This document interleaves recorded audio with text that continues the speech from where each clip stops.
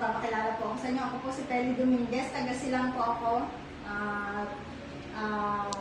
Since 2023 po, nakilala ko ang Fairmax. At noon po ay ako ay nasa treatment po ng chemotherapy dahil ako po ay nagkaroon ng breast cancer.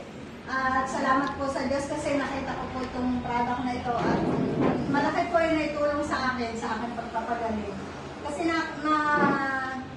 nalaman ko po itong product na ito kasi yung pinsan ko po na may asawa na galing PGH, sinilabas po siya na bedridden.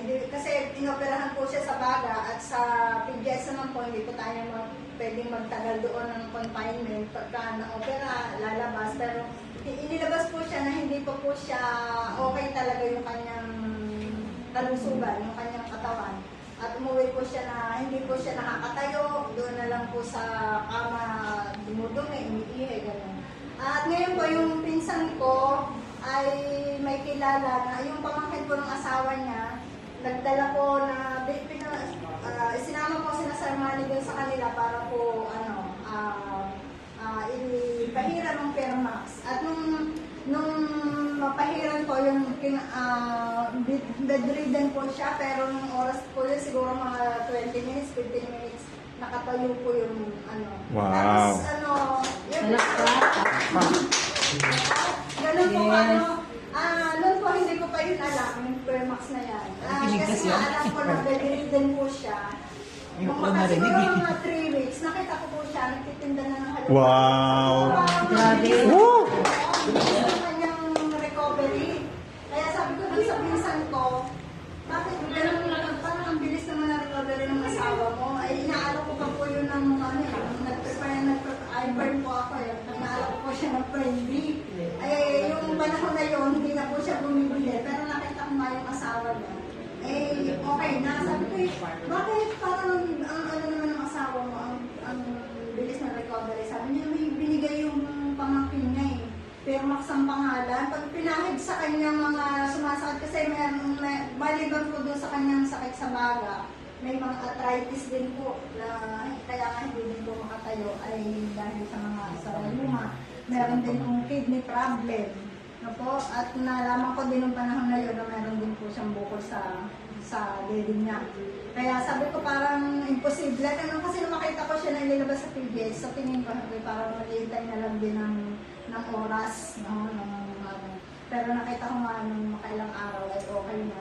Kaya sabi ko nung ikwento niya sa akin ng Fairmax, sabi niya doon sa anak ko na may dysmenorrhea, pinahid din sa puso nung may dysmenorrhea, nawala din daw. Wow. Kaya nung kinukwento sa akin na yun, sabi ko, kung ganun ganda yung product, kailangan ko to.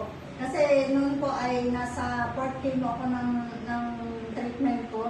At pag kinikimo po, talagang buong katawan ko ay masakit. Hindi mo maipaliwanag yung kasakit kasi nasa loob.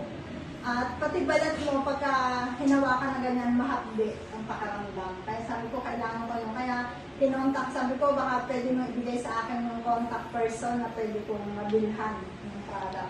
At yung binigay mo na po sa Yon! Yes! At yung pumunta po, nag-request po ako ng presentation doon sa lugar namin. At nung pumunta po sila, kasama si Sir Gerald, si Ma'am Agnes.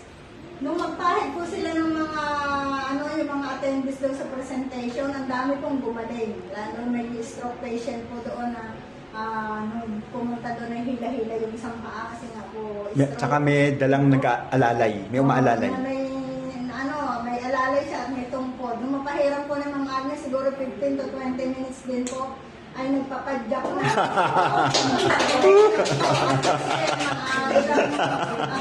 Ganun niya, ganun po talaga yung kapit-bahay po na siguro 2 buwan na din daw po sumasakit yung kanyang ganito, wala akong ganito. Nung makahiram po ni Ma'am Agnes, hindi na po bumalik hanggang ngayon. Wow. Nung makailang araw po yun ay sumakit ng tiyan niya. Tapos mula alas 2 daw ng madaling araw, sumasakit na yung tiyan niya hanggang kinabukasan, papadala na siya sa ospital sa asawa niya. And alam niya po, may Fairmax ako kasi galing din po siya doon sa presentation. Siya po yung gumaling ng tuhod. makamulahan ng tulog. At sabi niya, naisip niya humingi sa akin ng Permax. Ano naman po, binigyan ko. Alam niyo po, hindi na po siya nadala sa doktor. Wow! So, Woo! may presentation na kami din doon kasi malilit kami po ako ng presentation kay Sir Manny noon doon sa lugar namin. At nung nakapunta po yun, testimony na talaga nung araw na yun dapat dadalhin siya sa doktor. Pero hindi na po siya nadala sa doktor. Yes! Wow! Pahiran siya at sinabihan ko rin na uminom, no? Ipinaano mo po sa, kasi po, iniinom ko din po yan. Pero kung ayaw niyo naman po, wala problema. Ay ako po, alam ko na sa sarili ko, sa tingin ko po, mas effective sa akin na iniinom ko din po siya, niano ko siya sa warm water. Kaya yun, ganun po kaganda yung product natin. At ganun, hanggang tuloy-tuloy ko po yung ginamit hanggang ngayon po. Last year, ng July, nagpamamograph ako at saka ultrasound, cancer-free na po. Wow! Saka ma'am, before nung na-meet namin kayo, naka-wig pa po kayo, di ba? Nakawig si Ma'am. Ngayon po, tunay na buhok yan, ano? Tunay na buhok po yan. Yes. Yeah. Si Ma'am dati.